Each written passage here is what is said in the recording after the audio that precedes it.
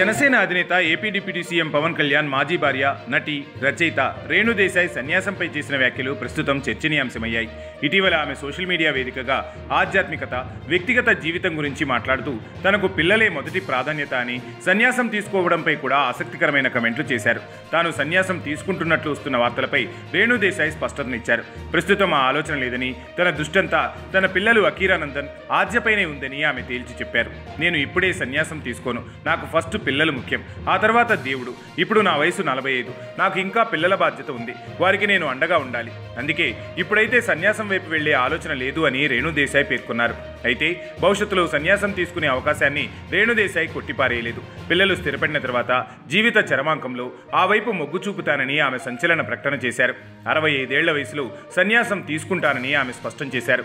45 ఏళ్ల వయసులో ఉన్న ఆమె పిల్లల భవిష్యత్తు, బాధ్యతలు పూర్తయిన తర్వాతే తన జీవితాన్ని పూర్తిగా ఆధ్యాత్మికతకు అంకితం చేస్తానని చెప్పడం రేణు దేశాయ్ వ్యక్తిత్వంలో పరిణతిని చూపిస్తోందని అభిమానులు అంటున్నారు. ఆమె చేసిన ఈ వ్యాఖ్యలు ప్రస్తుతం సోషల్ మీడియాలో వైరల్ అవుతున్నాయి. పవన్ కళ్యాణ్తో విడిపోయాక, విడాకులు తీసుకున్నాక రేణు దేశాయ్ డిప్రెషన్లోకి వెళ్లిపోయారు. పిల్లల బాగోగులు చూసుకుంటున్నారు. ఈ క్రమంలో ఆమె వైరాగ్యంతో సన్యాసం వైపు అడుగులు వేస్తున్నట్లు తెలుస్తోంది. అందరికీ నమస్కారం. ఇలాంటి వీడియో కూడా నేను ఒకరోజు చేయాల్సి వస్తుంది నేను నిజంగా అనుకోలేదు. మొన్న నేను సరదాగా ఒక దివాళీ ఇంటర్వ్యూకి వెళ్తే సరదాగా ఆ యాంకర్ నాకు అడిగారు, మీ నెక్స్ట్ ప్లాన్స్ ఏంటి? మోడలింగ్ చేశారు, యాక్టింగ్ చేశారు, పిల్లలు అయిపోయింది, ఎన్జిఓ చేశారు, నెక్స్ట్ ఏంటి?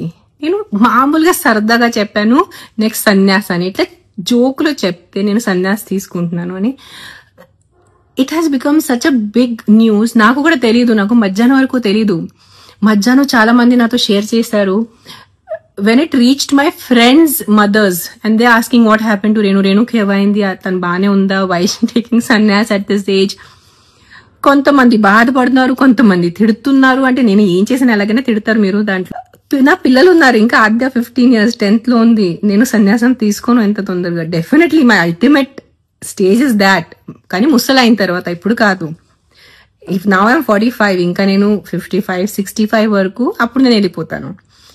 బట్ నాకు నా గాడ్ కన్నా నా పిల్లలు నాకు ఎక్కువ ఇష్టం, అంటే ఎక్కువ ఇంపార్టెంట్. నాకు దేవుడు ముందు పిల్లలు, దాని తర్వాత దేవుడు వస్తారు, దాని తర్వాత నేను. సో ఆ క్రమంలో ఉన్నప్పుడు ఐఎమ్ నాట్ అంత ఇర్రెస్పాన్సిబుల్ తల్లి కాదు నేను. చిన్న పిల్లల్ని వదిలేసి వెళ్ళి సన్యాసం తీసుకోవటం.